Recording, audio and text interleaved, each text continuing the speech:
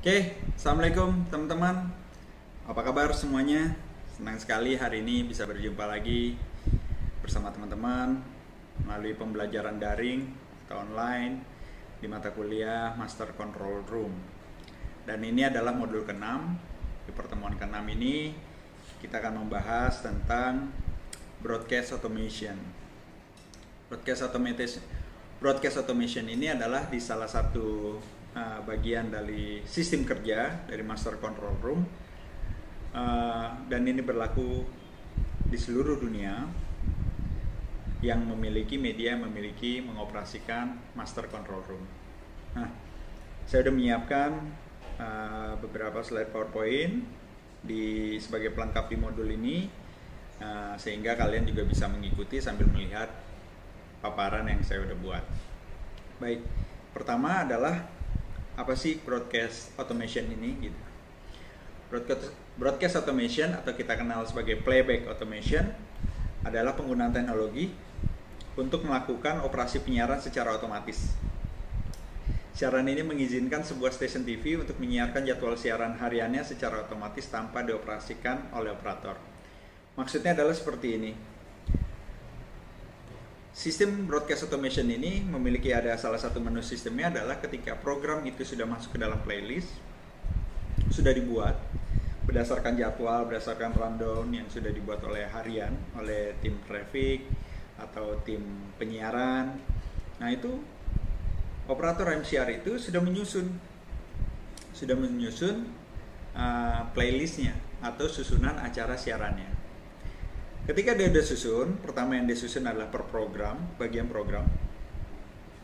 Masing-masing program itu kan memiliki durasi jeda di antara dari platform yang ada.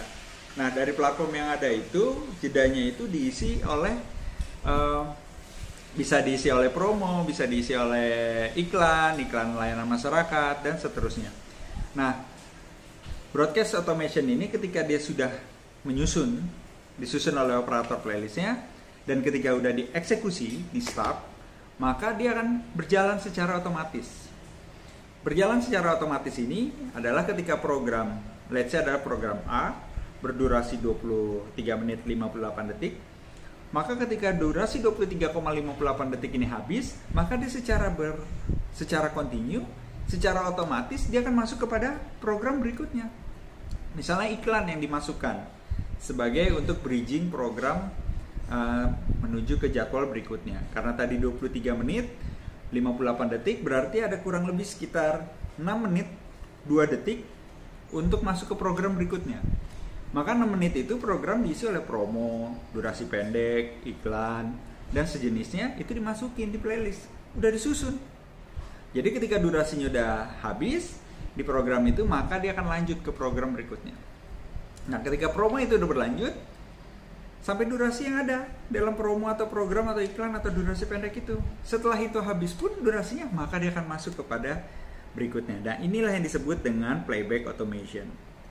Jadi secara kerangka, secara prinsip adalah setelah scheduling station itu dibuat, selesai, maka masuk kepada berikutnya data dokumen atau rundown atau jadwal atau daftar putar, dimasukin ke dalam playlist, maka secara otomatis dia akan berjalan sendiri tanpa harus ada operator yang menyentuh berganti setiap menitnya, tanpa harus operator melihat secara ini waktu udah tinggal 3 menit, kecuali untuk program-program tertentu seperti breaking news atau breaking event.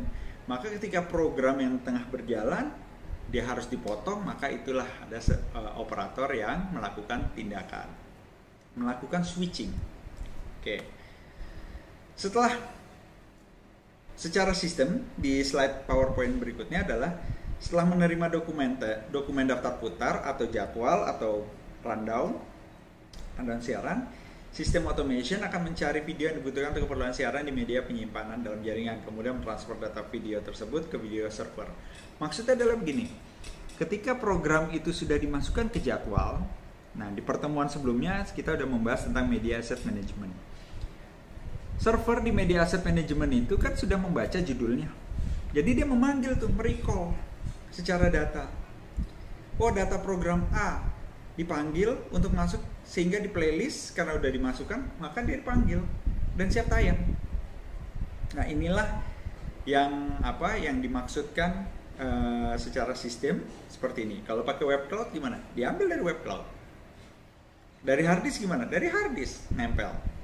Nah, itu ketika media asset management seperti itu udah seperti itu. Secara otomatis dia akan mencari program A di mana ini letaknya, sudah diarahkan, dia akan memanggil. Oke. Next. Sistem automation memiliki backup sistem yang bekerja secara redundant. Artinya kedua sistem ini akan berjalan secara bersamaan dan akan mengambil alih peran satu sama lain bila terjadi masalah. Nah, dimaksudkan adalah di sini broadcast automation ini ada memiliki dua jalur. Layaknya kalau kita ilustrasikan ini adalah sebuah jalur, maka dia ada jalur kanan kiri. Jalur kanan kiri ini adalah isi programnya sama, jalurnya isinya kontennya sama. Untuk di siaran pakainya yang ini.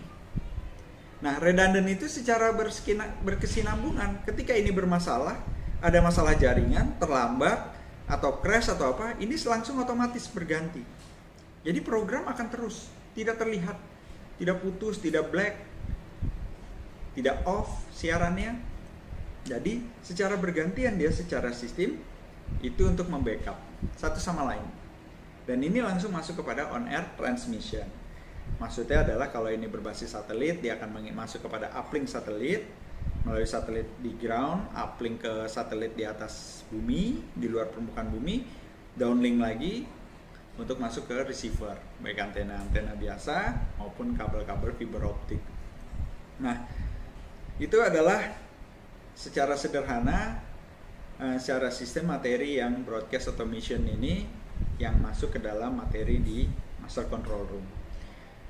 Nah, untuk tugas, kalian lihat di kolom tugas nanti, di menu tugas itu kalian silakan mencari referensi dan membuat berdasarkan pemahaman kalian.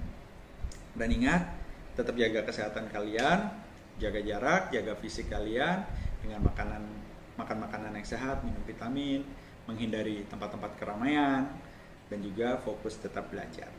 Karena dimanapun sekarang kita bisa belajar. Baik, sukses, sampai ketemu pada pertemuan berikutnya. Assalamualaikum warahmatullahi wabarakatuh.